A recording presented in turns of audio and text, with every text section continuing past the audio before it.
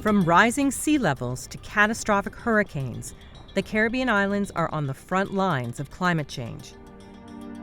To adapt to the changing conditions, a disaster preparedness hub is being built in Barbados to enhance emergency response systems in the Caribbean. We're developing what we're calling the Caribbean Logistics Hub and Center of Excellence here in Barbados. And that hub will allow us to essentially pre-position a lot of that equipment and supplies much closer to where it needs to be when disasters strike, but it will also serve as a place to really fine-tune and hone those emergency response capacities and skill sets amongst people from the Caribbean.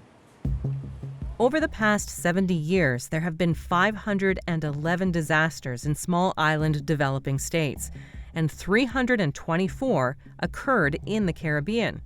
Recent storms have highlighted the need to expand emergency response capacities and pre-position equipment and supplies. Climate change is very much a defining factor of this region. It's an existential threat to the very survival of these countries in the long term, rising sea levels, et cetera.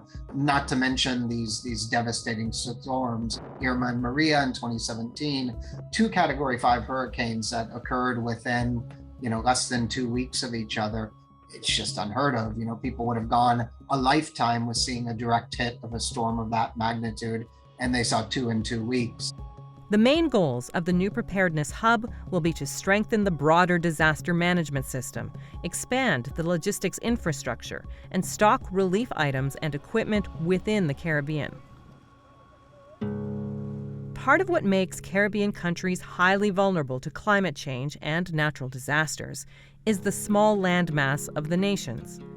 When a hurricane makes landfall in the U.S., only one state might be affected, whereas a hurricane of the same size could impact an entire island nation. Dominica lost 220+% of its GDP in one day in 2017. And imagine the impacts of a 220% loss of GDP in Canada. I mean, you just can't fathom that, right? The impact, it's just so catastrophic. And what it happens is it really sets these countries behind, and it sets them behind for decades to come.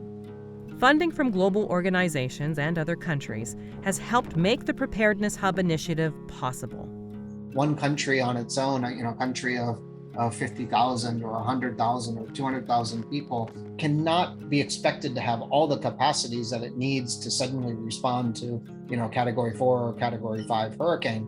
They need the support of their neighbors. They need the support of the international community, but it's that working together. And I think this hub really represents that in essence.